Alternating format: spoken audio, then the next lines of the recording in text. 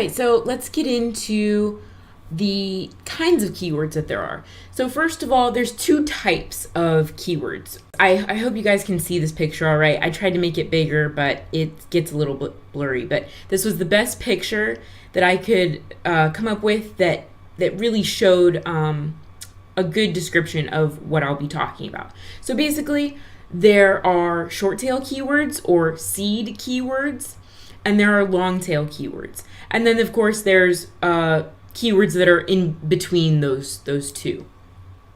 But those are the two main types, okay? So a short tail keyword would be a phrase like shoes. You know, it's just very plain. There's no descriptive words that are with it. It's just shoes, someone looking for shoes. We have no idea what they really want. Do they want pictures of shoes? Do they want to buy shoes? What kinds of shoes are they looking for?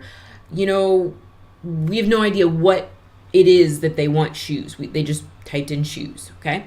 So that's a short tail or a seed keyword.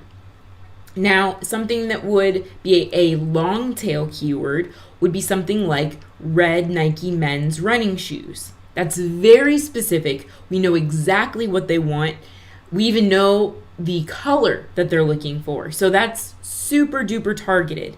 Now, of course, the word shoes is going to get way more searches than red Nike men's running shoes. However, a very important thing to take into account and to keep in your mind is that there's no way, it's virtually impossible this day and age to rank for seed keywords. Things like shoes, purses, digital marketing. You know, digital marketing would actually be more in between those two, like the word marketing, for example. That would be a seed keyword.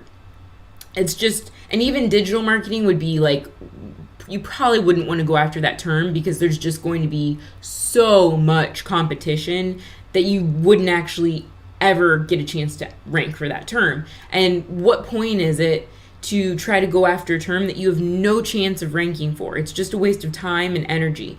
So the whole point of keyword research is to find terms that we can actually use and rank for so that we can actually get that traffic and those extra visitors to our website. Because if we're choosing, and I've had this before, especially working on Fiverr and doing freelance work, sometimes you will return the research back to clients and they will still refuse to use your recommendations, which at the end of the day, I can't, you can only lead a horse to water. You can't make it drink.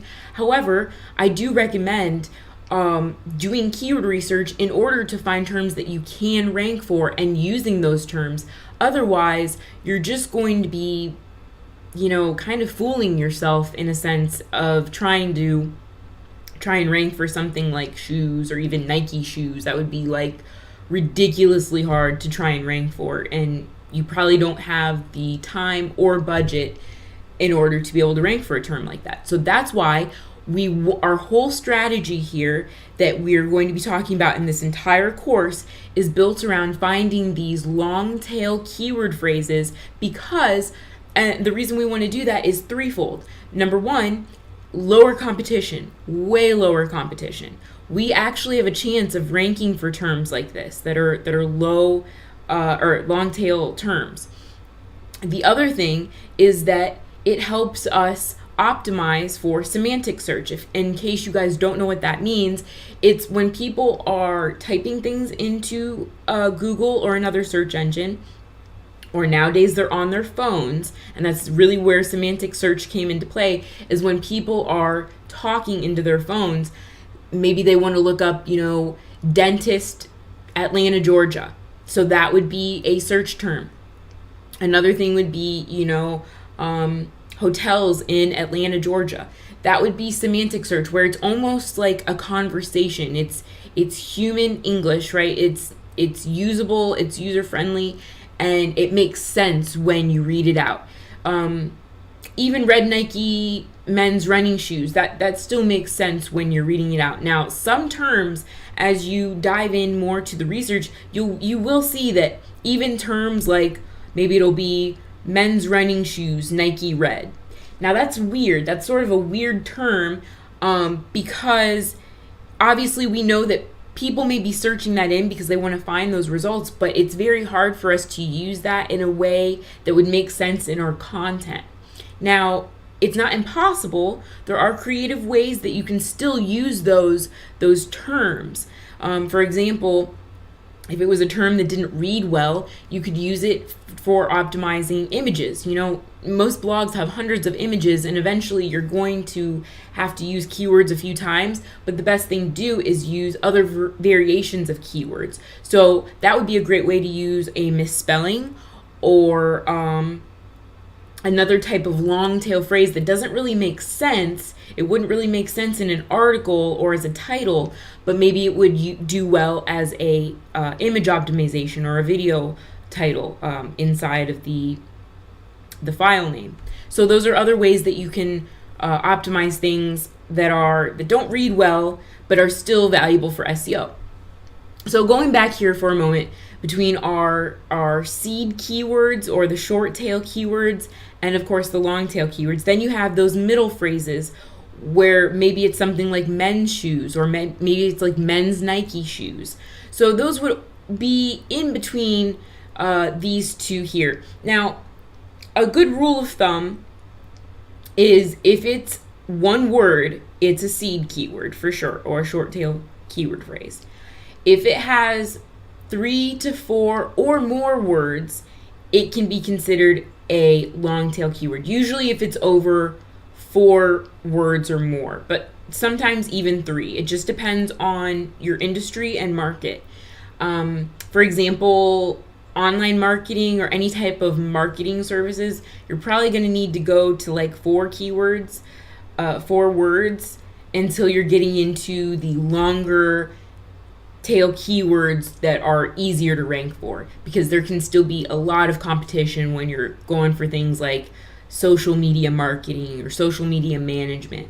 You can still have enormously high competition. So maybe things like social media management for small business, that would be a long tail keyword phrase that might be a better thing to go after. So that is the difference between short tail and long tail keyword phrases, and that just kind of puts in perspective what we're going to be covering over this entire course. And of course, you can see here as we go along this curve, the chances of you converting these people also increase, because that is a term that buyers are looking for, right? Someone that is ready to buy a new pair of tennis shoes, they're looking up, I want red Nike men's running shoes. So they know exactly what they want, and they're closer to being ready to buy. People that are just typing in shoes, they're nowhere near ready to buy. They don't even know what kind of shoes they want, right?